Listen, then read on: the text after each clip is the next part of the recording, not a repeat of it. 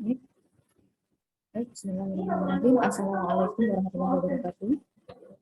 Waalaikumsalam warahmatullahi wabarakatuh. Oke, kita akan memulai di hari ini tentang materi hukum pajak ya. Di pertemuan yang keempat ini, alhamdulillah kita semua dalam keadaan sehat walafiat. Kita jangan lupa terus tetap bersyukur pada Allah Subhanahu wa taala atas nikmat dan karunia-Nya. Selanjutnya kita akan tentang materi pajak, yaitu jenis-jenis pajak ya. Kalau kemarin kita sudah ada beberapa materi di depan, juga sudah presentasi opinion ya. Kita masuk ke jenis-jenis pajak. Sebelum kita lanjutkan jenis-jenis pajak, kira-kira dari teman-teman semuanya, jenis-jenis pajak itu apa saja ya kira-kira ya? Ada yang sudah tahu? Ada yang sudah tahu kah? Jenis-jenis dari pajak?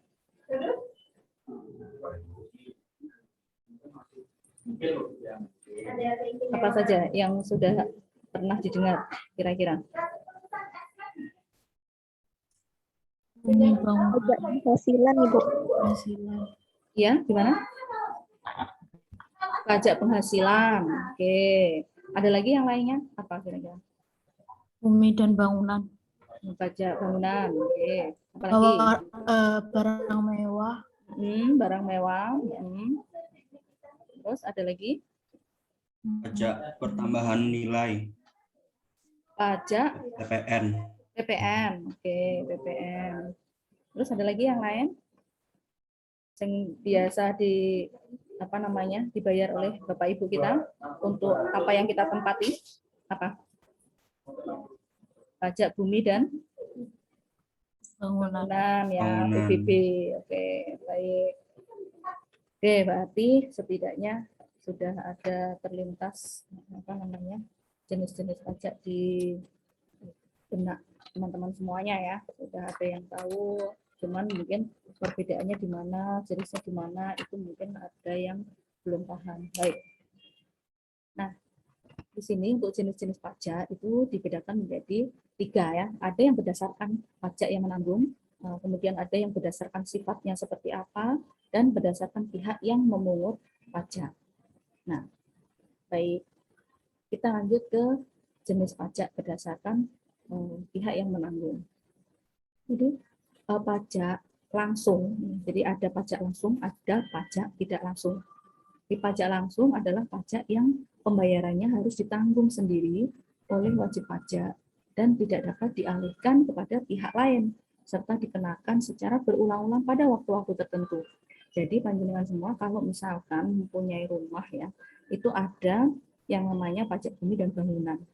Yang pajak itu dipungut atas tanah atau bangunan yang dapat mendatangkan keuntungan. Nah, di situ akan dimintai berulang-ulang. Jadi panjenengan akan diminta untuk membayar setiap bulan atau setiap tahun begitu. Tergantung dari pengurusan dari pajak pusat itu mengurus sektor PBB-nya seperti apa. Kemudian ada pajak dan PPH ya, ada PPH tadi.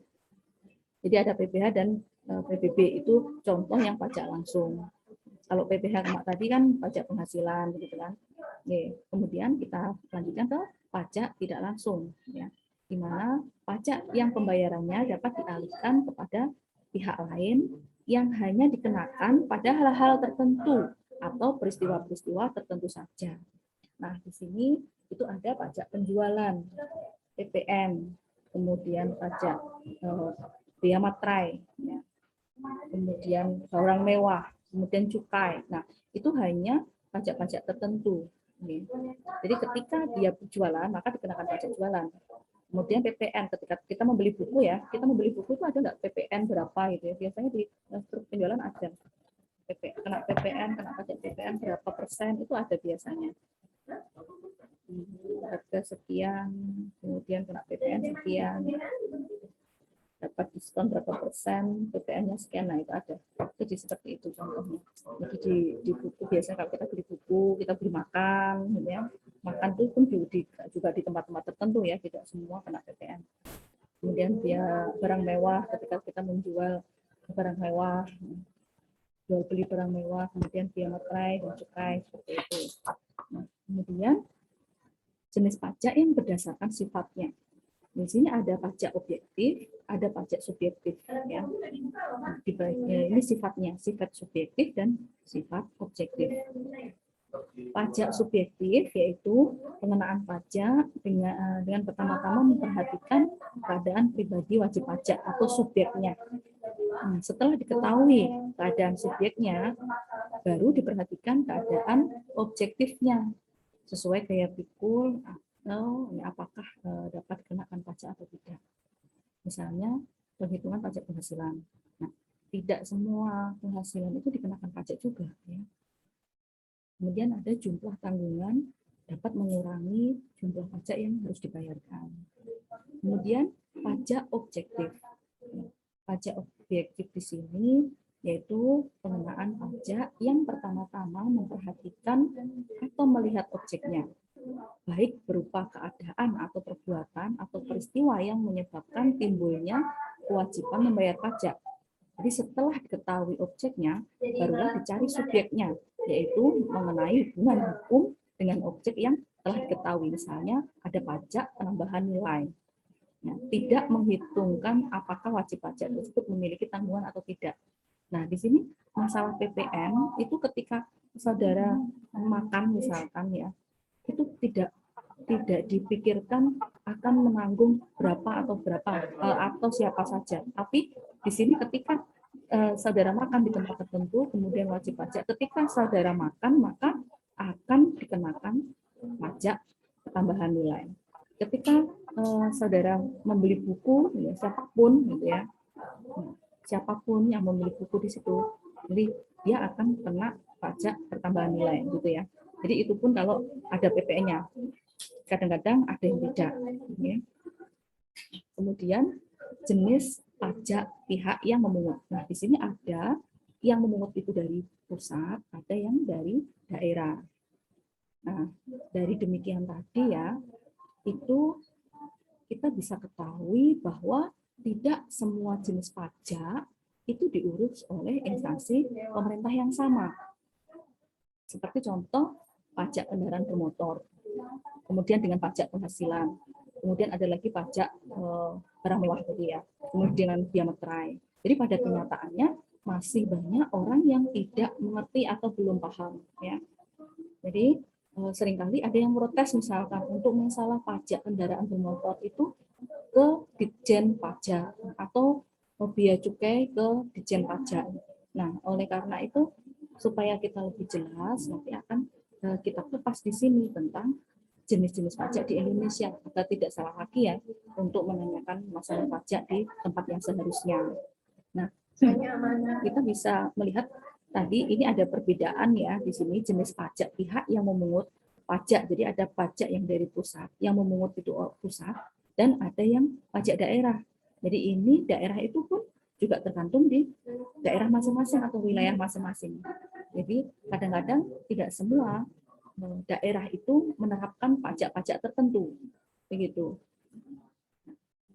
Di sini pajak pusat. Pajak pusat adalah pajak-pajak yang dikelola oleh pemerintah pusat yang dalam hal ini sebagian dikelola oleh Direktorat Jenderal Pajak atau Kementerian Keuangan. Nah, adapun pajak-pajak pusat yang dikelola oleh Direktorat Jenderal Pajak yaitu salah satunya adalah PPH. Nah, dari PPH itu ditarik oleh pusat.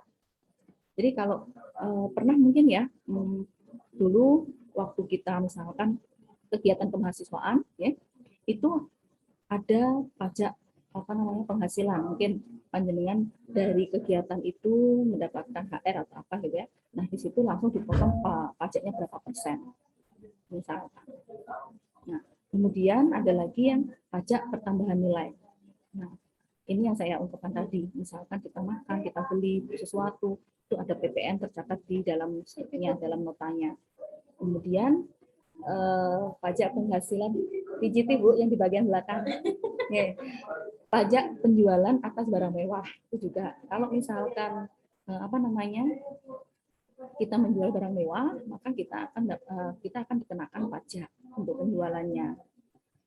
Kemudian ada biaya materai itu semua dari pusat Ya, semua dikelola oleh Direktorat Jenderal Pajak.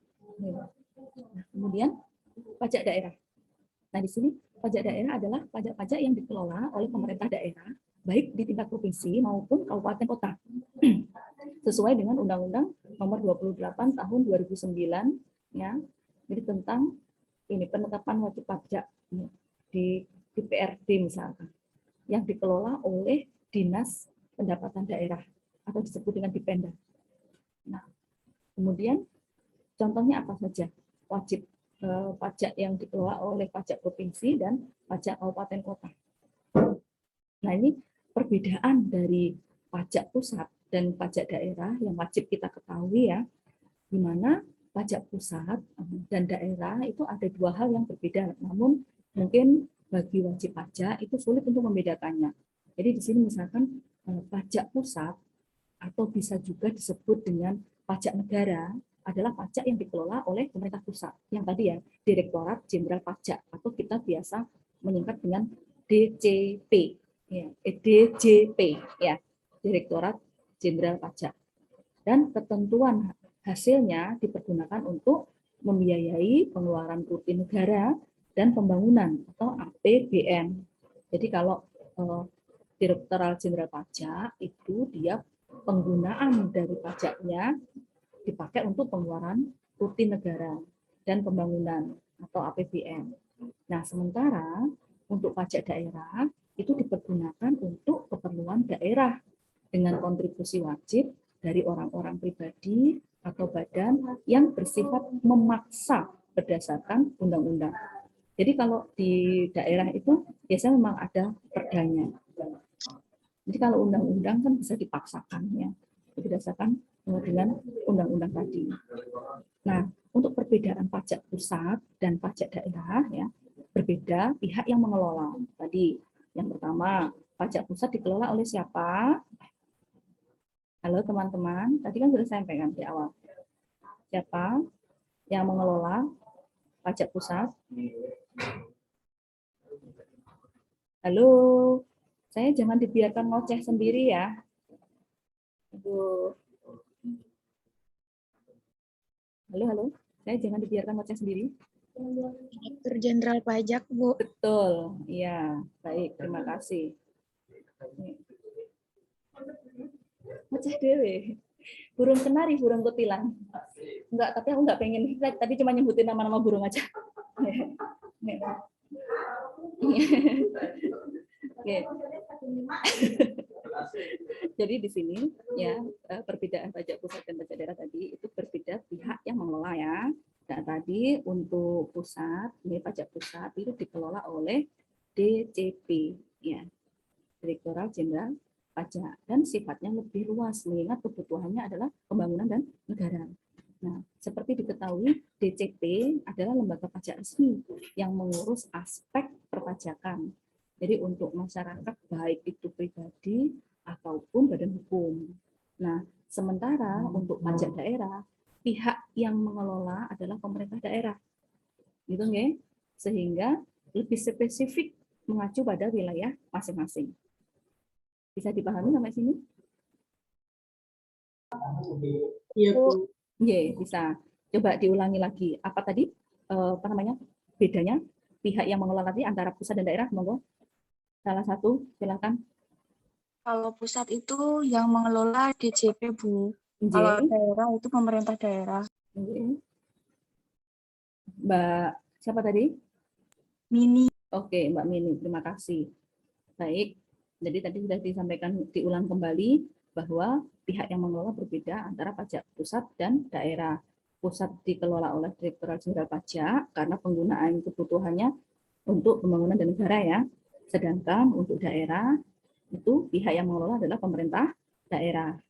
Oke.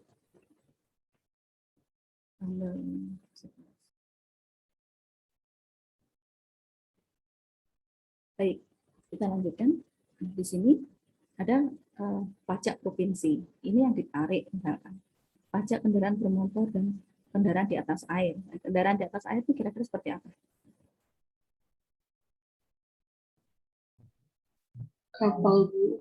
Ya, kapal. Baik, kalau kan dengan jalan ke Bali ya. Nah, ini sudah mulai bisa jalan-jalan, tapi hati-hati ya jalan-jalannya ya. Ya, tetap menjaga protokol kesehatan. Oke, kemudian biaya balik nama kendaraan bermotor dan kendaraan di atas air, kemudian pajak bahan bakar kendaraan bermotor, kemudian ada pajak pengambilan dan pemanfaatan air bawah tanah dan air permukaan.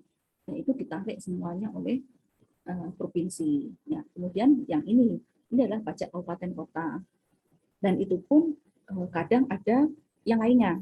Misalkan Kota Madiun berbeda dengan Kabupaten Madiun. Kemudian Surabaya di Sidoarjo beda dengan Kota Surabaya misalkan. Jadi kadang-kadang untuk pajaknya berbeda-beda. Ada yang menerapkan seperti ini, ada yang tambah banyak lagi, lebih banyak lagi ada. Bahkan sampai dengan masalah rumah masa depan. Rumah masa depan itu apa? Kuburan ya. Nah, itu juga ada. Jadi perdanya mungkin seperti itu. Tapi berbeda, tidak satu wilayah dengan wilayah yang lain, itu juga berbeda untuk pajaknya. Nah, kemudian tadi ketika kita sampaikan bersama sudah ya, untuk pengelolaan antara pajak pusat dengan pajak daerah, pengelolanya berbeda. Sudah. Sekarang berbeda jenis pajak. Oke. Jenis pajak yang dipungut dari pajak pusat dan pajak daerah tadi sudah berbeda kan? Ya, dari contoh-contoh tadi. Jadi pajak pusat itu mengelola jenis pajak PPh tadi. Masih ingat kan? Slide-nya di depan. Kemudian PPN, PPNBM, ya, untuk penjualan barang mewah. Kemudian ada biaya meteran. Nah, sementara untuk pajak daerah mengelola pajak kendaraan bermotor, ya, atau PKB. Kemudian pajak hotel, pajak restoran, pajak hiburan, dan sebagainya. Nah, di sini sudah tertuang kalau untuk yang daerah. Mungkin kalau teman-teman menemukan, oh tempat saya ada pajak ini Bu, nah, berarti bisa ditambahkan di situ. Ya. Nah, kemudian ini baru penjelasan di pajak penghasilan itu seperti apa. Biasa kita menyebut dengan PPh. Ya. Nah, PPh adalah pajak yang dikenakan kepada orang pribadi atau badan atas penghasilan yang diterima atau diperoleh dalam suatu tahun pajak. Yang dimaksud dengan penghasilan adalah setiap tambahan kemampuan ekonomis yang berasal baik dari Indonesia maupun dari luar negeri yang dapat digunakan untuk konsumsi atau untuk menambah kekayaan dengan nama dan dalam bentuk apapun. Nah, dengan demikian, maka penghasilan itu dapat berupa keuntungan usaha, gaji, honorarium, sama ya dengan gaji, kemudian hadiah dan lain sebagainya. Itu dikenakan PPh. Ya. Nah, pajak penghasilan di Indonesia dimulai tahun 1984 ya, melalui Undang-Undang Nomor 7 tahun 1983. Kemudian mengalami perubahan dan tambahan terakhir Undang-Undang Nomor 36 tahun 2008 dan Nomor 7 tahun 1883 itu merupakan pengganti dari dua ketentuan undang-undang. Ada ordonansi pajak pendapatan dan ordonansi pajak perseroan. Nah, kalau kita berbicara masalah pajak penghasilan atau PPh ya, di PPh itu sekali lagi pajak yang dikenakan kepada orang pribadi atau badan yang mempunyai penghasilan, jadi diterima setiap tahunnya. Jadi yang dimaksud dengan ini udah ya. Jadi sekali lagi panjenengan bisa mengambil intinya atau substansinya bahwa yang namanya PPh itu dikenakan kepada orang pribadi atau badan, ya, diambil dari mana? Diambil dari mungkin ketika dia mendapatkan penghasilan. Nah, untuk penghasilan ini dapat berupa usaha, gaji, honorarium, hadiah, dan jenis PPh-nya itu kalau teman-teman lihat di undang-undang itu PPh-nya itu ada yang PPh pasal 15, PPh pasal 19, ya, PPh pasal 21. Nah, di situ bisa dilihat nanti. Jadi misalkan golongan sekian, maka untuk PPh-nya kena berapa persen, kemudian untuk yang misalkan katakanlah kalau untuk yang bekerja itu antara yang tidak tetap dengan yang tetap itu sudah berbeda untuk pajaknya. Ada yang kena 15%, ada yang kena 25%, seperti itu. Nah, itu ada berdasarkan pasalnya. Nah, kemudian pajak pertambahan nilai. Nah, untuk pajak pertambahan nilai di sini, ini PPN ya, adalah pajak yang dikenakan atas konsumsi barang kena pajak atau jasa kena pajak di dalam daerah pabean. Jadi bisa dikenakan kepada orang secara pribadi, bisa dikenakan perusahaan maupun pemerintah yang mengkonsumsi barang kena pajak atau jasa kena pajak dikenakan PPN. Jadi pada dasarnya setiap barang dan jasa adalah barang kena pajak atau jasa kena pajak. Jadi kecuali ditentukan lain oleh Undang-Undang PPN. Nah, di sini untuk perkembangan PPN di Indonesia itu dimulai pada tahun 1950 ya. Kemudian pajak penjualan itu pada tahun 1951 berdasarkan Undang-Undang Darurat Nomor 19 tahun 51 dan dikukuhkan dengan Undang-Undang Nomor 35 tahun 1953. Kemudian yang terakhir Undang-Undang Nomor 8 tahun 83 dan sudah mengalami perubahan sampai dengan hari ini dengan Undang-Undang Nomor 18 tahun 2000. Jadi di PPN, ya, sekali lagi PPN itu pajak yang dikenakan atas konsumsi barang kena pajak atau jasa kena pajak. Jadi di dalam daerah pabean atau pabean itu dalam wilayah Indonesia ya. Jadi bisa kepada orang pribadi, bisa perusahaan maupun pemerintah yang mengkonsumsi barang kena pajak atau jasa kena pajak. Ya. Nah, kemudian pada dasarnya semua barang atau semua jasa itu merupakan jasa objeknya PPN. Namun ada yang beberapa pertimbangan baik soal ekonomi maupun sosial. Maka ada beberapa barang atau jasa yang tidak dikenakan PPN sehingga tidak termasuk dalam objek PPN. Jadi kalau kita berpikir secara sederhana, objek PPN itu dikelompokkan menjadi dua. Barang kena pajak atau disebut dengan BKP, ya. Barang kena pajak, ya, yaitu barang berwujud berupa barang bergerak, barang tidak bergerak, serta barang tidak berwujud yang dikenakan PPN. Nah, kita kalau misalkan kalau tidak salah di kendaraan bermotor ya, plat nomor itu ada tulisan BKP begitu ya, kalau nggak salah. Nah, berarti dia barang kena pajak. Nah, kemudian ada JKP, jasa kena pajak, yaitu tiap-tiap kegiatan berupa pelayanan yang berdasarkan perikatan itu perjanjian, atau perbuatan hukum memungkinkan suatu barang atau fasilitas atau kemudahan tertentu yang kita dapat ya, yang tersedia untuk dipakai. Nah, itu bisa dikenakan. Jadi selain jasa yang dilakukan untuk menghasilkan barang atau pesanan atau mungkin permintaan. Nah, itu bisa dikategorikan dengan JKP. Dikenakan juga untuk pungutan PPN. Nah, dari kategori yang BKP dengan JKP itu merupakan garis besar objek PPN yang tertuang dalam peraturan perundang-undangan. Jadi kalau secara spesifiknya itu macam-macam objeknya PPN itu tidak termasuk dalam objek PPN yang tertuang di dalam Undang-Undang Nomor 42 tahun 2009 ya, tentang PPN. Kemudian kita lanjutkan. Nah, di sini ada pajak penjualan atas barang mewah atau disingkat dengan PPNBM. Nah, selain dikenakan PPN ya, atas barang-barang kena pajak tertentu yang tergolong mewah, itu juga dikenakan PPNBM untuk mengurangi efek regresivitas PPN. Jadi yang dimaksud dengan barang kena pajak yang tergolong mewah itu salah satunya ya, barang tersebut bukan merupakan barang kebutuhan pokok. Ya. Tapi bisa jadi tersier kan. Itu bukan kebutuhan pokok loh ya. Bukan kebutuhan pokok. Nah, kemudian barang tersebut dikonsumsi oleh masyarakat tertentu. Masyarakat tertentu.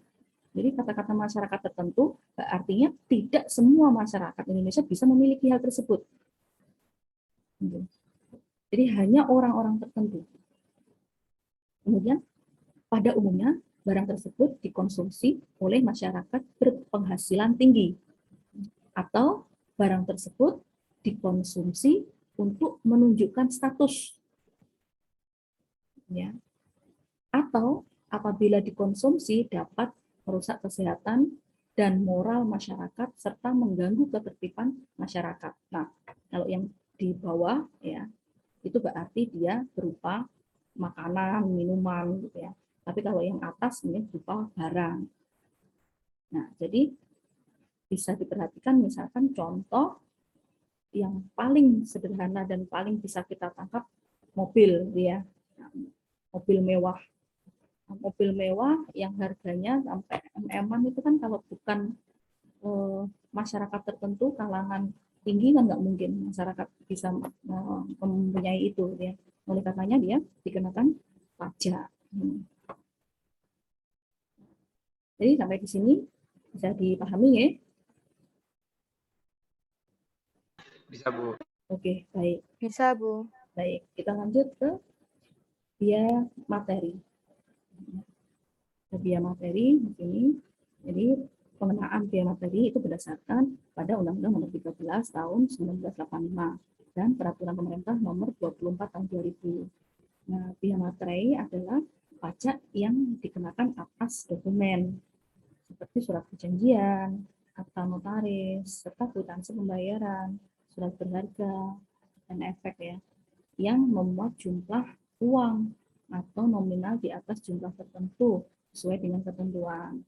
Jadi panjenengan biasanya kalau misalkan kita membuat seminar atau apa gitu kan, nah di situ tertulis tentang perjanjian dengan mana, nah maka ketika kita akan dikenakan materai ya. Nah, di akta notaris ketika kita jual beli tanah, kita ngurus izin usaha misalkan itu, atau ngurus PT misalnya, ngurus CV itu kalau dengan akta notaris kita juga pakai materai. Kemudian kwitansi pembayaran, jadi di atas 1 juta kena berapa materainya, di bawah 1 juta kena berapa materainya, seperti itu, dan surat berharga yang lainnya. Oke. Jadi ada nominal, kalau kwitansinya ada nominalnya. Jadi tidak, kalau di bawah 500 mungkin tidak dikenakan biaya materi. Nah, di sini ada bea perolehan hak atas tanah dan bangunan. Ya, adalah pengenaan bea perolehan hak atas tanah dan bangunan berdasarkan Undang-Undang Nomor 20 Tahun 2000. BPHTB, bea perolehan hak atas tanah dan bangunan, adalah pajak yang dikenakan atas perolehan hak tanah atau bangunan. Jadi seperti halnya PBB. Tapi untuk bea perolehan hak atas tanah dan bangunan ini dikelola oleh pemerintah pusat. Namun realisasinya penerimaan bea perolehan hak atas tanah dan bangunan seluruhnya diserahkan kepada pemerintah daerah, baik provinsi maupun kabupaten, sesuai dengan ketentuan. Jadi kalau PBB tadi itu pajak yang dikenakan kepemilikannya atau pemanfaatan tanah atau bangunan ya. Kalau PBB tadi merupakan pajak pusat, namun demikian hampir seluruh realisasi penerimaan PBB itu diserahkan pada pemerintah daerah. Jadi sebenarnya mirip gitu ya. Nah, kalau pajak bumi dan bangunan tadi dimaksud pajak yang dikenakan atas kepemilikan, pemanfaatan, dan penguasaan atas tanah atau bangunan. Itu sama seperti ini. Nah, kita lanjut ke ini sudah selesai. Jadi kalau saya terangkat lagi, di mana untuk pajak daerah. Ya, pajak daerah. Jadi kalau pajak daerah itu dibagi menjadi 2 jenis pajak tadi ya. Dikelola oleh provinsi dan kabupaten. Saya minta coba dijelaskan lagi oleh salah satu perbedaan dari pajak pusat dan pajak daerah seperti yang saya sampaikan di depan. Penangkapannya seperti apa?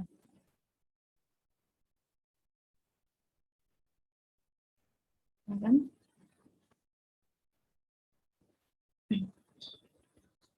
Untuk memperkaya materi, ya, izin siapa?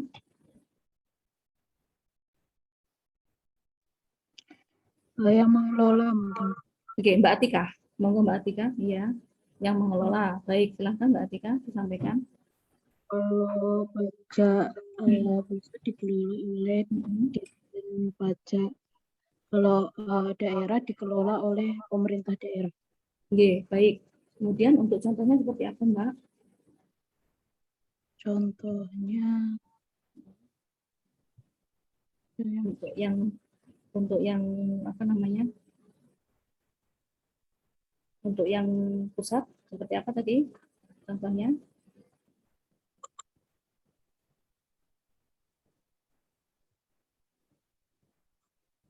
untuk yang pusat itu apa itu? Pajak penghasilan, Kemudian? nilai, PPN, Iya. pajak barang mewah, Oke. PPNBM, Ya. terus bumi bangunan, terus biaya materai. Baik. Kemudian untuk pajak daerah? Untuk pajak daerah itu pajak kayak hotel, restoran, reklame, Baik, ya. parkir, penerangan jalan, kayak gitu-gitu. Oke, siap. Jadi ini ada pajak provinsi ya, provinsi tadi, pajak kendaraan bermotor, ya. Kemudian ada pajak kabupaten, nah, ini banyak sekali. Oke, sekarang kita ke pajak kendaraan bermotor ya. Nah, di sini jenis-jenis pajak daerah provinsi yang pertama adalah pajak kendaraan bermotor kan. Jadi pajak kendaraan bermotor diperuntukkan bagi orang pribadi atau badan yang memiliki atau menguasai kendaraan bermotor. Oke. Ataupun kendaraan yang di atas air sama. Nah, di sini kita berbicara pajak kendaraan bermotor itu meliputi apa saja. Yang pertama, kepemilikan kendaraan bermotor pribadi pertama, kemudian kepemilikan kendaraan bermotor pribadi kedua dan seterusnya. Nah, tarif untuk PKB, jadi alat berat atau alat-alat besar, itu juga termasuk di pajak ya. Kemudian tarif PKB untuk angkutan umum, ambulan, pemadam kebakaran, kemudian sosial keagamaan, lembaga sosial dan keagamaan, kemudian ada pemerintah dan TNI Polri dan Pemda, itu semua ada di situ. Itu ada untuk pajak kendaraan bermotor. Jadi beda-beda. Ada kepemilikan secara pribadi pertama, kemudian kedua dan seterusnya, kemudian tarif alat berat. Alat berat itu seperti apa toh contohnya? Kalau kita apa namanya jalan di pinggir-pinggir jalan yang sedang proses pengerjaan jalan trotoar, Ya, apa saja itu? ekskavator itu. Eskavator, betul ya. Dan alat-alat besar ya. Kalau anak-anak kecil tuh manggilnya molen apa sih? Bane bulet giles. Wih, udah ding wih. Terus apa namanya? Angkutan umum. Jadi ada tarifnya ada beda-beda ya. Angkutan umum, ambulan, pemadam kebakaran itu juga dikenakan pada pajak kendaraan bermotor juga, PKB namanya. Kemudian untuk bea balik nama kendaraan bermotor dan kendaraan di atas air. Nah, di sini untuk bea balik nama kendaraan bermotor itu diperuntukkan juga selain orang pribadi atau badan yang dapat menerima penyerahan kendaraan bermotor. Jadi jenis pajaknya itu meliputi apa saja? Hampir mirip dengan PKB, ya pajak kendaraan bermotor. Jadi untuk yang pertama penyerahan pertama, jadi orang pemilik pertama, ya. Kemudian ada juga penyerahan kedua dan seterusnya. Jadi kalau yang PKB tadi adalah kepemilikan pribadi kedua. Kemudian penyerahan pertama alat berat, jadi memang orang pertama yang memiliki alat berat dan alat-alat besar tadi. Kemudian penyerahan kedua dan seterusnya dari alat besar atau alat berat. Jadi bedanya di situ. Jadi sama, ada 4 juga ya. Ada 4. Kemudian ada juga pajak bahan bakar kendaraan bermotor. Nah, di sini apa maksudnya? Jadi pajak ini dikenakan untuk objek bahan bakar kendaraan bermotor yang disediakan atau dianggap digunakan untuk kendaraan bermotor. Jadi termasuk bahan bakar yang digunakan untuk kendaraan di air juga. Nah, untuk konsumen bahan bakar kendaraan bermotor itu diwajibkan membayar pajak saat membeli bahan bakar. Nah, kemudian pajak rokok. Oh, pajak rokok nggak disampaikan di sini ya. Pajak rokok itu juga masuk. Pajak rokok itu diberlakukan oleh para konsumen rokok. Jadi panjenengan kalau tertulis kayak di batang gitu ya.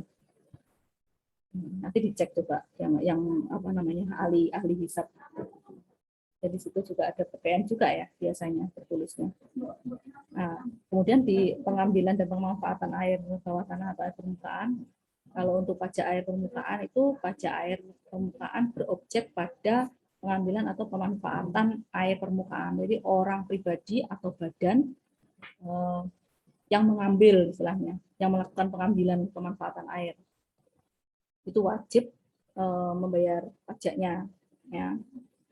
Kemudian kalau yang ini kabupaten itu berarti ya orang-orang yang istilahnya mempunyai, kalau tidak ya berarti mereka tidak dikenakan.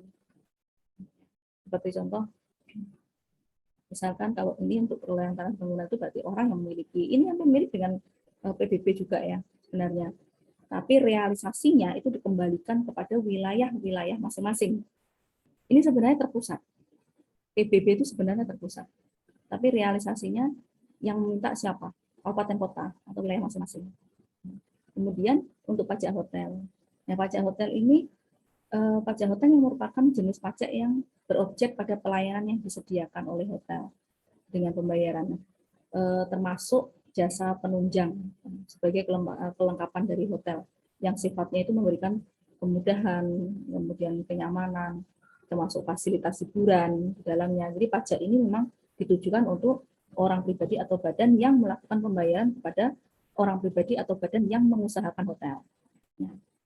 Tapi kalau misalkan kita datang ke sana, ya, itu ya tidak tertulis di situ apa namanya bayar sekian, PPN sekian gitu ya. Apalagi kalau kita datangnya karena undangan seminar-seminar gitu ya. Jadi loss kita nggak ada. Jadi di situ nggak tertulis apa-apa, kita nggak tahu karena yang apa menghimpun semuanya itu adalah panitia. Nanti kalau suatu saat ya kita mengadakan seminar internasional itu, seminar internasional itu kan butuh kalau kita luring ya, itu otomatis akan datang semua. Jadi panitia yang akan menuliskan mengusahakan semua itu, mulai dari tempat yang kita gunakan, kemudian apa namanya penginapannya, semuanya disediakan oleh panitia. Ya otomatis membayar ya. Nanti akan misalkan diakomodir semuanya, koordinasikan siapa yang ingin tinggal di sini atau selama seminar berlangsung menempati sini. Nanti akan ada di situ dengan harga sekian. Nah, biasanya akan dipotong pajak sekian. Nah, seperti itu. Itu untuk panitia yang mengusahakannya. Kalau luring itu suatu saat bisa ya, seperti itu.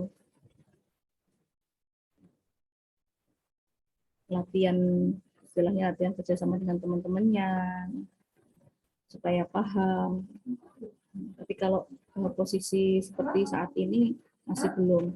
Dan ini ada edaran kemarin, tapi hanya untuk yang sudah divaksin, ya, yang boleh masuk. Dan jumlahnya tidak lebih dari 20. Gitu. Untuk semester 3 saja, untuk semester 5 dan 1 belum diperbolehkan. Kemudian apalagi ya pajak restoran. Kalau restoran itu berarti disediakan oleh restoran ya. pelayanan jadi wajib, istilahnya pajak ini diwajibkan bagi orang pribadi atau badan yang membeli makanan atau minuman dari restoran. Jadi nggak semua orang menikmati. Jadi hanya mereka yang menikmati saja. Termasuk pajak hiburan, gitu ya. Pajak hiburan berarti meliputi jasa penyelenggaraan hiburan dengan dipungut bayaran. Jadi pajak ini dibayarkan oleh orang pribadi. Sama dengan pajak reklame. Ketika dia memasang reklame, ya berarti dia akan dikenakan, ya, wajib membayar pajak. Kemudian pajak penerangan jalan sama juga seperti itu. Itu kan penggunaan tenaga listrik kan. Jadi baik yang dihasilkan sendiri maupun yang dikelola oleh sumber lain, gitu ya.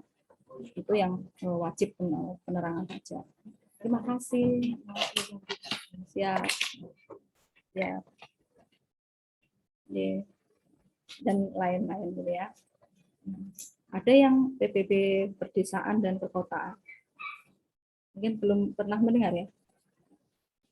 Ada juga pajak sarang burung walet. Kenapa kok itu dikenakan pajak? Pernah dengar nggak pajak sarang burung walet? Burung walet ya, burung walet bukan burung yang lainnya. Ya. Nah itu pajak sarang burung walet itu meliputi pengambilan atau cara pengusahaan sarang burung waletnya. Karena memang burung walet ini dia mempunyai manfaat yang besar, harganya juga mahal. Jadi makanya juga dikenakan pajak juga begitu. Oke, teman-teman update enggak dengan yang terbaru tentang Undang-Undang Harmonisasi Peraturan Perpajakan yang disahkan. Jadi PPN naik 11% tahun depan. Ini terbaru ini, berita terbaru tahun 2021 ini. Jadi kalau kita baca di koran ya, itu ada berita tentang Dewan Perwakilan Rakyat ya, resmi mengesahkan rancangan Undang-Undang Harmonisasi Peraturan Perpajakan atau disebut dengan RUU HPP. Ya, menjadi undang-undang. Berarti sekarang sudah UU HPP. Ya, Undang-Undang HPP, Undang-Undang Harmonisasi Peraturan Perpajakan. Jadi dengan demikian otomatis dimatikan. Nah, di-unmute dulu kalau biar nggak mengganggu temannya.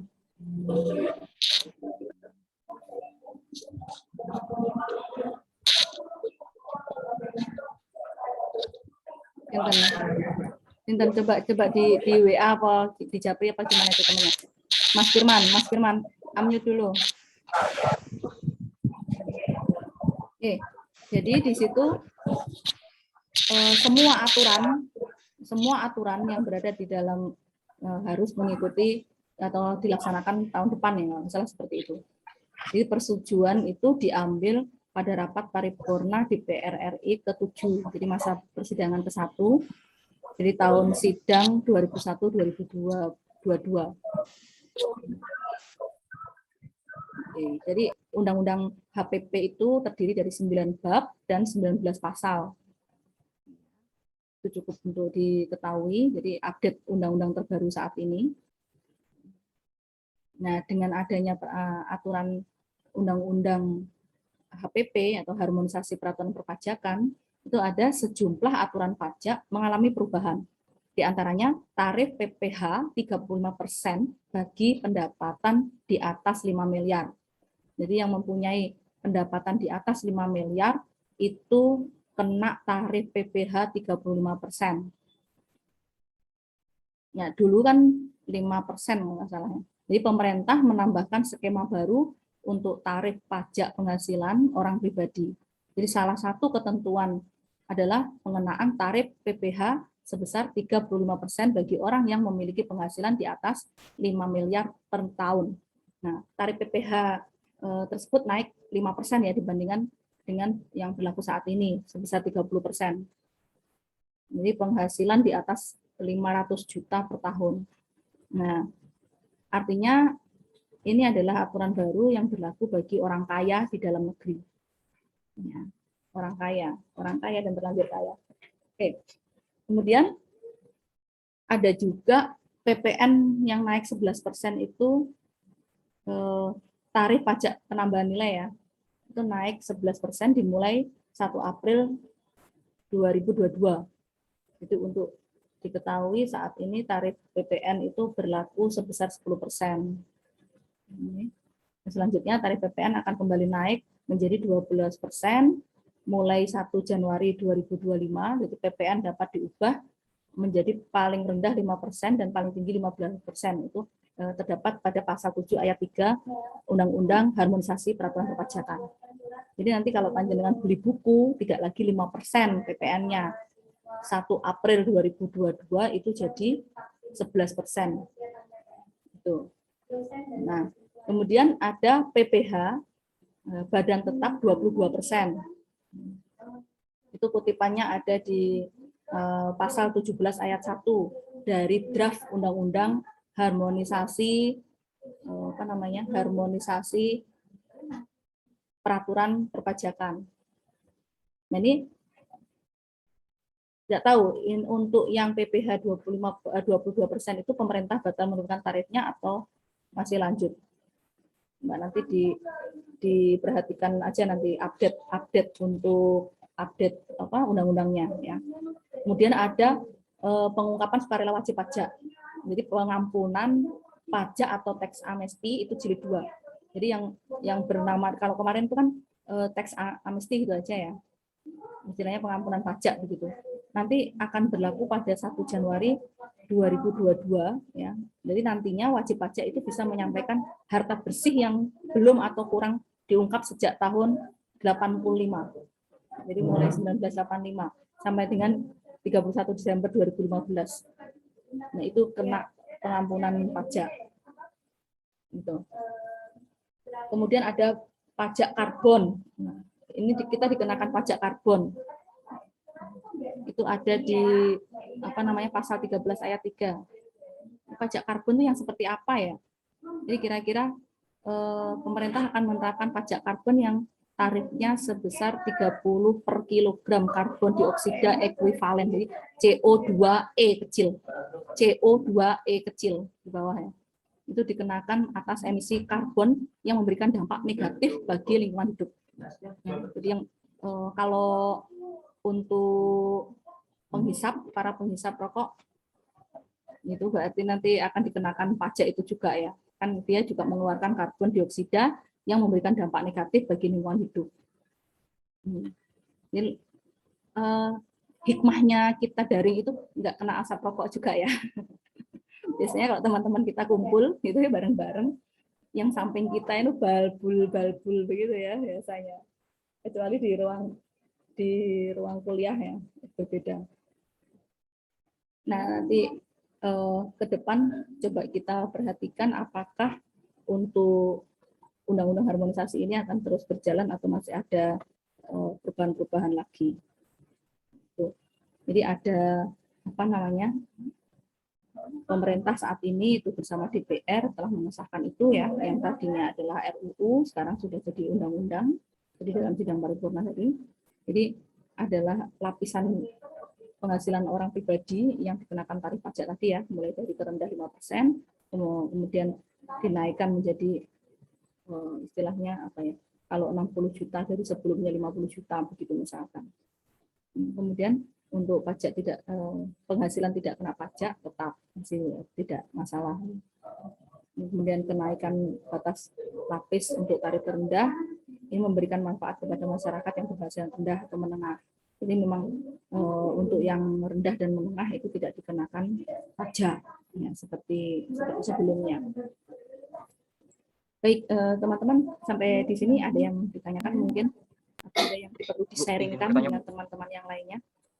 NJ, Mas. Saya ingin bertanya tentang yang amnesti pajak itu berarti kalau dia melaporkan harta kekayaan berarti selama itu dia amnesti.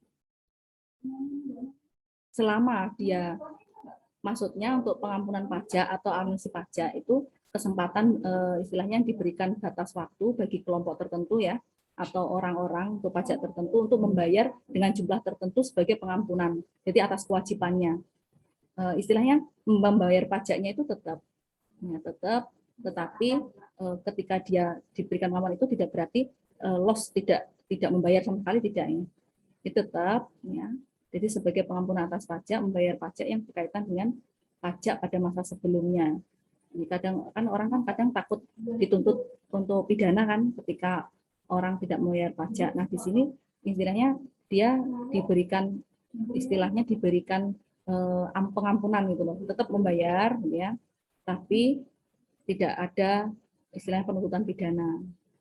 Atau bisa jadi oleh jenderal pajak itu akan dikurangi pajaknya. Misalkan contoh dalam 1 bulannya seharusnya dia harus membayar 100 katakanlah. Maka saat ini karena diberikan pengampunan, dia akan tetap membayar tapi tidak 100 itu, sesuai dengan kebijakan yang ditetapkan oleh jenderal pajak begitu. Jadi masing-masing dari orang yang dikenakan itu berbeda-beda, tergantung dari apa yang dia sampaikan. Jadi ada yang mungkin penghasilnya di atas 1 miliar, ada yang 2 miliar, ada yang hanya 500.000 misalkan. Kalau 500.000 tidak dikenakan ya. Jadi yang di bawah 1 M mungkin seperti itu. Jadi tidak berarti dia gratis sama sekali, tidak. Kira-kira maksud dan tujuannya itu apa toh? Kenapa kok harus ada tax amnesty itu? Kalau menurut saya pribadi, Nggih. supaya menarik orang gitu, Bu. Biar orang yang sebelumnya nggak membayar pajak, melaporkan harta kekayaannya, kemudian Iya. karena ada pengampunan pajak, sanksi pajak maksudnya. Nggih. Jadi dia bisa membayar pajak sebelum itu tanpa ada khawatir tuntutan pidana seperti dibilang Betul, sebelumnya. Jadi Mas. supaya kedepannya kan ada yang wajib pajak itu bisa bayar pajak tepat waktu gitu. Betul sekali. Nah, jadi seperti kenapa kok ada tax amnesty ya? Itu memang supaya istilahnya penghapusan pajak yang seharusnya terutang itu tidak dikenakan sanksi administrasi perpajakan. Kan memang ada sanksi administrasi perpajakan atau denda ya.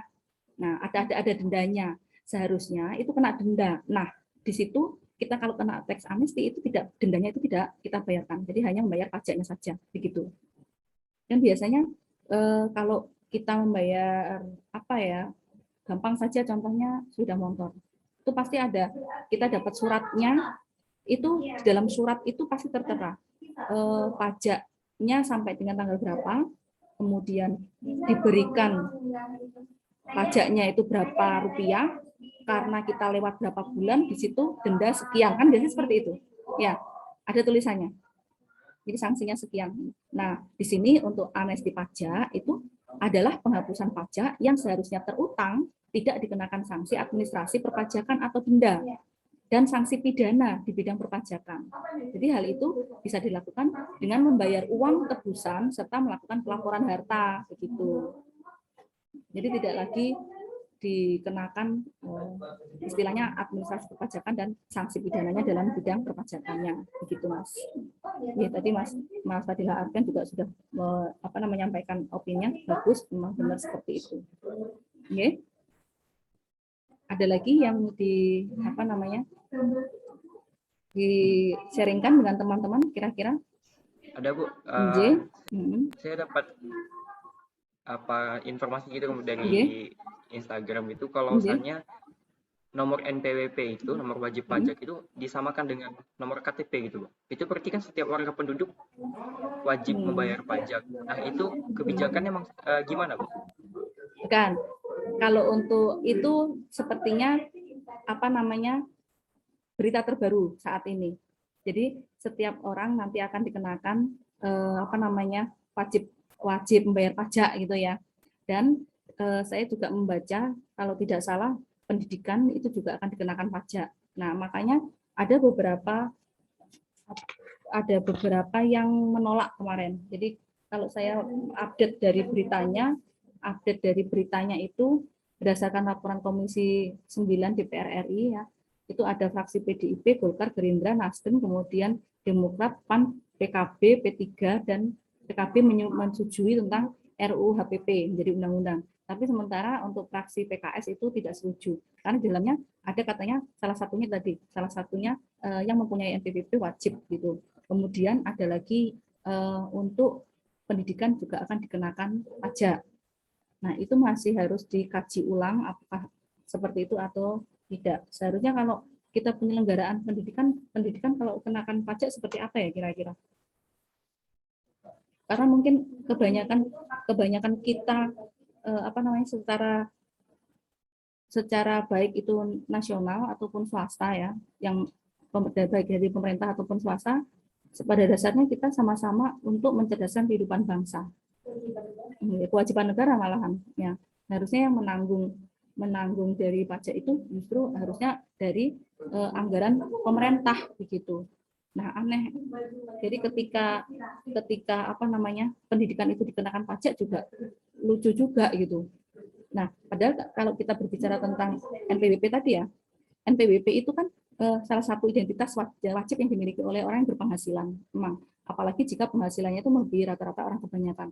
Nah, tapi di dalam NPWP ini kita hanya diminta untuk NPWP itu sebenarnya ini loh sudah tercatat sebagai nomor pokok wajib pajak, tapi tidak semua orang yang mempunyai NPWP itu sebenarnya dia harus membayar pajaknya. Bagaimana dengan orang yang punya NPWP tapi penghasilannya masih rendah? Padahal dia juga menanggung orang yang ada di dalamnya. Seperti apa misalkan seperti itu. Jadi malah menurut saya kalau semua orang yang punya NPWP itu dikenakan pajak dan memenuhi istilahnya meminta haknya atau kewajibannya untuk membayar, itu malah justru sebenarnya tidak adil. Jadi dilihat penghasilannya, kan seperti itu. Nah, kalau fungsi untuk NPWP wajib pajak sendiri bagi wajib pajak itu sendiri, itu selain dia adalah kewajibannya, ya ternyata ada beberapa fungsi yang lainnya. Contoh misalkan menghindarkan diri dari denda. Jadi fungsi pertama untuk NPWP itu agar yang mempunyai NPWP itu tidak terkena denda karena tidak membayar pajak. Jadi dengan memiliki NPWP itu istilahnya masih akan rutin terus membayar pajak sehingga tidak terlambat untuk mendapatkan sanksi. Kan di situ kalau NPWP itu kan dia akan selalu secara online itu memberitahukan ke email ya. Seperti saya itu juga ada email. Nah, karena saya adalah tanggungan dari suami saya, maka yang membayar pajak adalah suami. Jadi untuk pelaporannya seperti itu. Nah, kemudian untuk salah satu contoh fungsinya selain untuk mengingatkan tadi itu untuk mempermudah pengajuan kredit juga. Nah, orang-orang yang mempunyai usaha ya, itu kalau dia datang ke bank untuk minta bantuan modal harus menyertakan NPWP. Nah, oleh karena itu akhirnya mau nggak mau dia juga harus membuat NPWP atau mencari NPWP gitu. Ya, karena itu adalah salah satu syarat pengajuan kredit kepada bank, gitu ya. Nyaut kayak setrum, gitu. Jadi seperti itu. Jadi pihak bank itu bisa melihat rekam jejak dari nasabahnya, ya, dalam membayar kewajiban pajaknya. Nah, bagaimana kalau seorang istri di tanggungan suaminya, biasanya di situ tertulis kalau ada nggak yang pernah ngurus pajak ibunya atau bapaknya secara online, ada nggak? Jadi itu kan ada pilihannya kan, seorang ibu rumah tangga, apakah dia mempunyai tanggungan? Kalau kita ditanggungkan ke suami, maka istri otomatis di situ tidak ada tanggungan. Maka saya tetap akan melaporkan, gitu ya. Saya akan tetap melaporkan tentang wajib pajak saya, tapi saya tidak membayar pajak, gitu. Karena saya masih dalam tanggungan suami. Jadi itu ada pilihan semua di situ. Oke.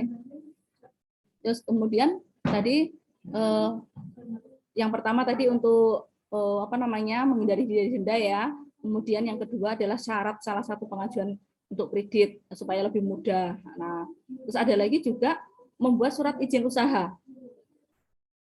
Nah, pada saat saya dengan keluarga itu membuka usaha, itu posisinya gaji itu masih di bawah standar istilahnya. Kalaupun dimintai untuk pajak sepertinya seharusnya belum ya. Karena apa yang akan kita bayarkan di pajak, uang kita penghasilan aja belum gitu ya. Tetapi syarat untuk membuka atau mempunyai surat izin usaha itu harus ada NPWP. Jadi itu surat atau disebut dengan SIUP, surat izin usaha perdagangan. Jadi di Indonesia itu setiap bisnis diwajibkan membayar pajak. Nah, baru setelah kita membuat usaha, ya, kemudian kita dibantu dengan permodalan dari bank, kemudian usaha kita menjadi lancar, akhirnya per bulan harus membayar pajak. Nah, di situ.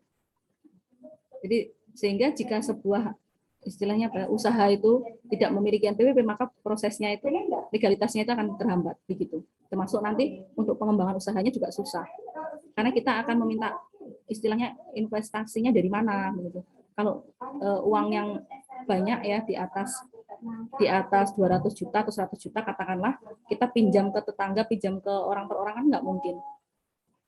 Pasti yang kita pinjami mesti bank ya. Mesti gitu. Kalaupun saudara kita punya, pasti bilangnya nggak punya. Kecuali memang orangnya sudah baik gitu ya. Ini sebulan kabeh modalnya bawon kabeh nggak apa-apa mungkin itu. Tapi 1001. Ya. Jadi biasanya usaha itu dibantu dengan bank. Kemudian membuat rekening bank. Ini sudah semuanya sudah membuat rekening bank. Ada nggak yang meminta ketika membuat rekening bank itu ada NPWP? Ada nggak? Ada, Ibu. Ada ya? Atau hanya KTP saja? KTP aja, Bu. KTP. Oh, KTP aja.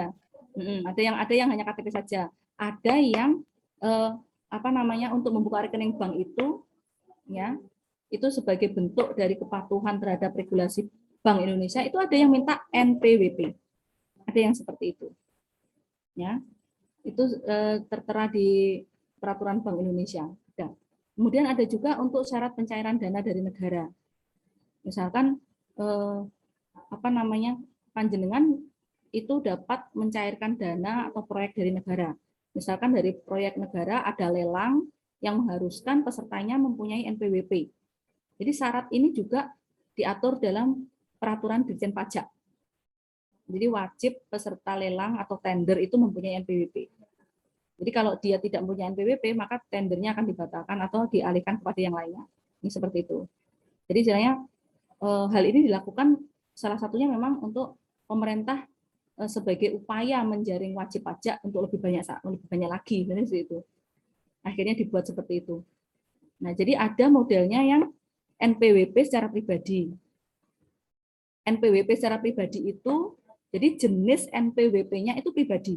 Ya, jadi kepemilikan NPWP secara individual atau perorangan dengan syarat telah memiliki pendapatan yang jelas. Jadi syarat seseorang dalam NPWP pribadi itu mempunyai penghasilan dari usahanya, dari pekerjaannya, atau pekerjaan bebas. Nah, itu syaratnya adalah pembuatan NPWP. Ya, jadi panjenengan kalau misalkan akan membuat NPWP itu cukup KTP, WNI ya, KTP. Kemudian kalau misalkan yang WNA ya fotokopi paspor itu bisa. Kemudian atau kartu izin tempat tinggal atau tinggal tetap itu juga bisa. Kitab itu apa? Kitab kartu izin tinggal tetap. Nah, kitab itu bagi WNA. Atau kitas itu kartu izin tinggal terbatas. Nah, jadi beberapa, misalkan kalau artis itu kan banyak ya, artis itu banyak yang kitas, kitab itu banyak karena memang rezekinya di Indonesia ya, mau apa lagi gitu. Jadi otomatis dia akan punya kartu izin tinggal terbatas, ya. Seperti itu contohnya. Ada yang lain mungkin yang perlu disaringkan dengan teman-teman? Saya Bu. Tanya. Ini sinten? Atika. Mbak Atika. Mbak Atika. Kalau nggak salah ini berita terbaru juga Bu. Kalau nggak salah itu keluarnya bareng yang katanya pendidikan mau kena pajak itu loh Bu. Iya. Katanya sembako mau kena pajak juga. Nah, gitu. Terus undang-undangannya masih dalam rancangan gitu. Kan tujuannya untuk mendongkrak penerimaan pajak negara gitu katanya Bu. Itu bukannya nanti malah menimbulkan masalah baru Bu. Kan sementara sembako sendiri kan menyangkut hajat orang banyak gitu. Betul. Ya. Terus, monggo. Nah, menurut Ibu bagaimana? Menurut Bu Sulis gimana seharusnya? Baik, terima kasih. Jadi banyak sekali ya ini yang terbaru ya, termasuk pendidikan juga akan dikenakan pajak. Kemudian pemerintah juga menyatakan bakal memungut pajak atau PPN ya bagi sebagian bahan kebutuhan pokok atau sembako yang ada di dalam rancangan KUP. KUP itu yang ketentuan umum tata cara perpajakan ya. Nah, saat ini itu wacana ya. Wacana untuk PPN sembako itu masih digodok lagi mungkin.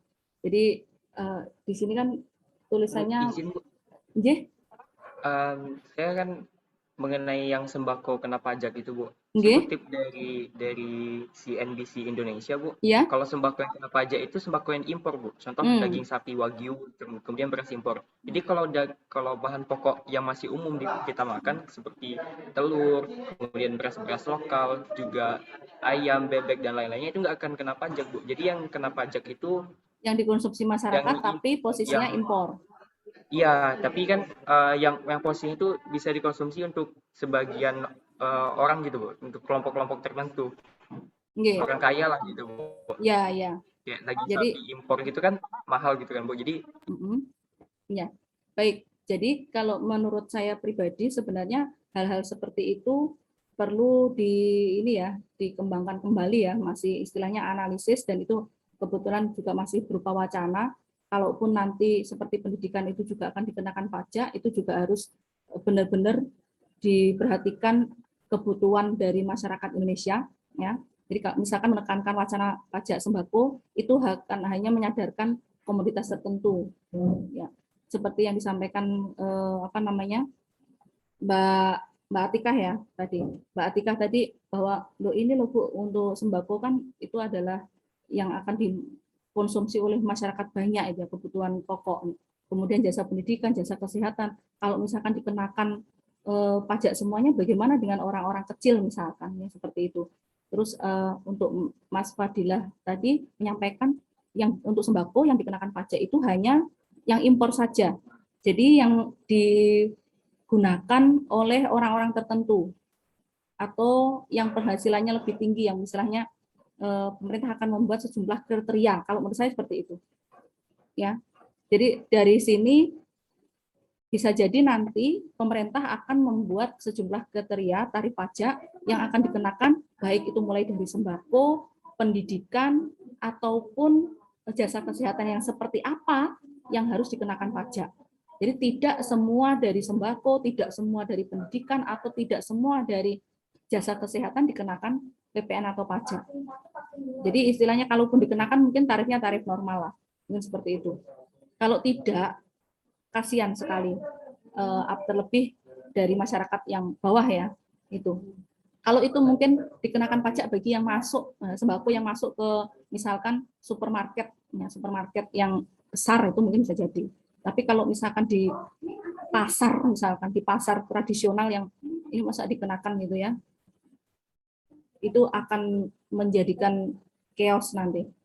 Jadi semoga saja nanti untuk wacana ini akan berakhir dengan baik ya.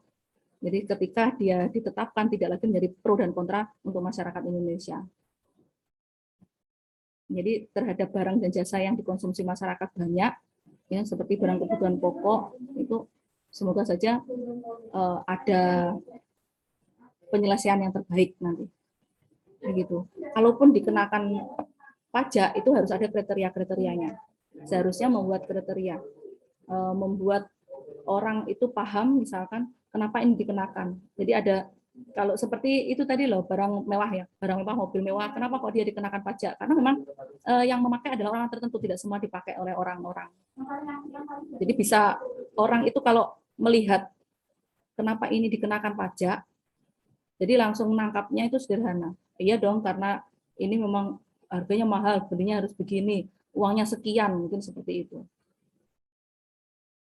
Baik, Mbak Atika, Mas Fadilah, dan teman-teman yang lain, sudah ya? Ada lagi? sudah Bu. Nggih. Sudah Bu. Nggih, sampun. Nih, sehat semuanya ya. Alhamdulillah.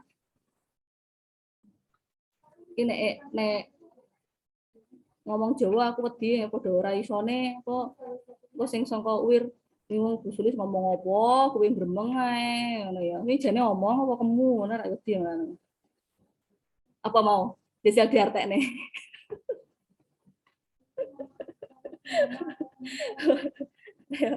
Gak ngerti, Pak. Nanti kapan-kapan yang dari UIR dolan ke Madiun. Ya. Ngerti nek dolan itu. Mesti dolan tuh ngerti bahasa itu bahasa gaule cacah kok. Dolan piknik. Nah, di Madiun ada makanan-makanan tradisional. Salah satunya. Ya enak loh, odading. Di situ ada odading nggak di situ? Di UIR ada odading nggak? Apa, Bu? Odading. Odading. Nggak ada, Bu. Nggak ada kayaknya, Nggak Bu. ada. Ya Allah, nggak ada. Nggak ada. Nah, ini odading namanya, odading. Nanti ke sini sama Pak Dimas. Oh, enggak. Pak Sekprodi ya. Dibawa ke tempatnya Bu Sulis nanti. Ada makanan tradisional Madiun, brem namanya. Malah jadi promosi malah. Brem. Ya. Baik, kita absen dulu sebelumnya. Jangankan kok yang dari Rio, yang dari Jawa ngomong bahasa Jawa, artinya ora Jawa ya kok. Ngomong Jawa ora Jawa akeh kok. Gitu. Iya, Mbak Mini. Mbak Mini Jawa apa ora? Jawa, Bu. Jawa. Mbak Mini oleh-olehnya apa itu? Oleh-oleh dari mana, Mbak? Mbak Mini dolan-dolan toh? Walah, Habis dari Pacitan, Bu. Enggak datang. Oh, gitu. Nah, oleh-olehnya mana? Tulang apa kok tulang apa? Ikan asapnya. Ikan laut, Bu. Tulang dinosaurus. Oke. Anak-anak muda. Mbak Tiara ada? Hadir, Bu. Hadir. Mas Al-Mazhuri Sulfari? Tidak ada. Terus tidak ada ya. Apa? Oke. Adinda Hirnawati? Hadir, Bu. Hadir. Bagas Chandra Primadian? Hadir, Bu. Hadir. Hadir. Rizky Rahajeng Tania? Hadir, Bu. Anavin?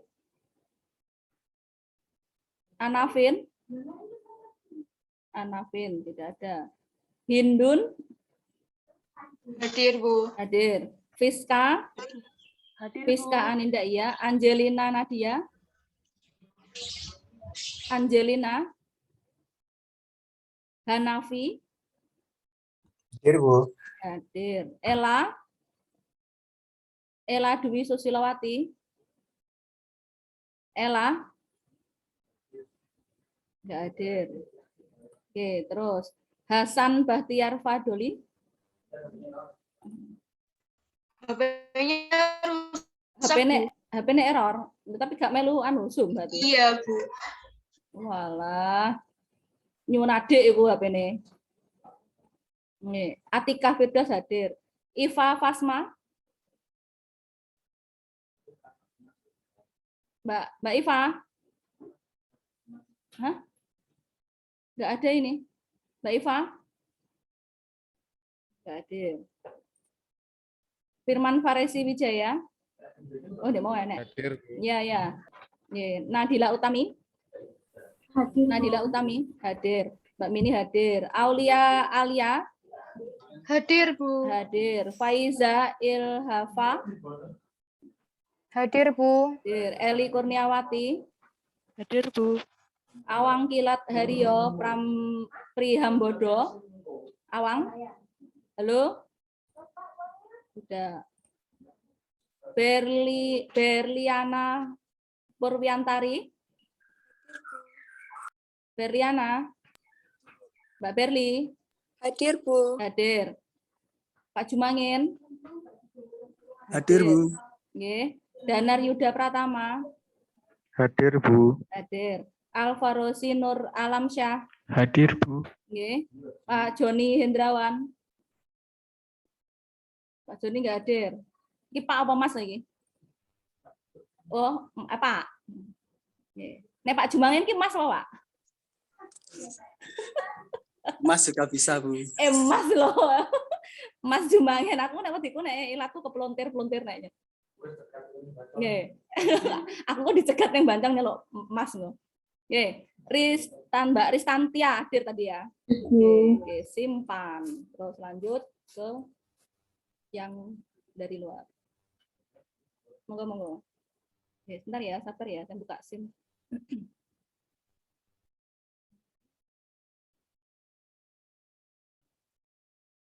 Dari luar. Mbak Esi Nur Safitri. Hadir, Bu. Hadir. Fadilah Afrian hadir.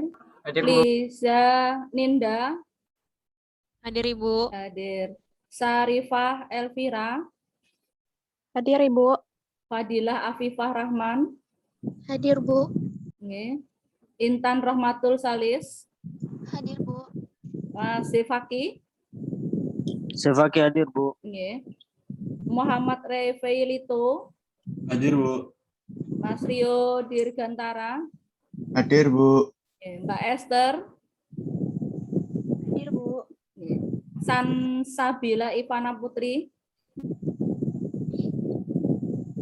San Sabila Ivana Putri. Enggak ada. Tadi mungkin ada temannya yang diizini atau gimana? Enggak ada. Mungkin minta izinnya ke temen nih. Ada enggak?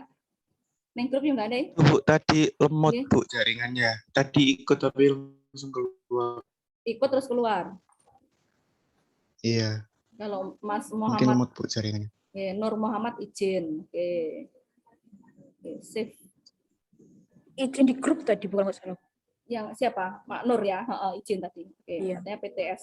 Baik, sudah. Oke, hari ini siapa yang bikin banton? Ayo. Biasanya kan Bu Sulis. Aku mau nyebutnya macam-macam burung toh. Siapa yang harapin gaya pantun? Mas Fadilah Arfian biasanya gawe pantun. Gak enak sing gawe pantun. Buah nangka, buah nanas, buah stroberi. Gak aku ngomong nama buah-buahan itu tak. Oke, sudah itu dari saya cukup ya. Sekian, kita tutup dengan hamdalah bersama-sama. Alhamdulillahirobbilalamin. Ya, wassalamualaikum warahmatullahi wabarakatuh. Waalaikumsalam Waalaikumsalam warahmatullahi wabarakatuh. Terima kasih, Bu. Warahmatullahi Ya, sami-sami. wabarakatuh. Nggih.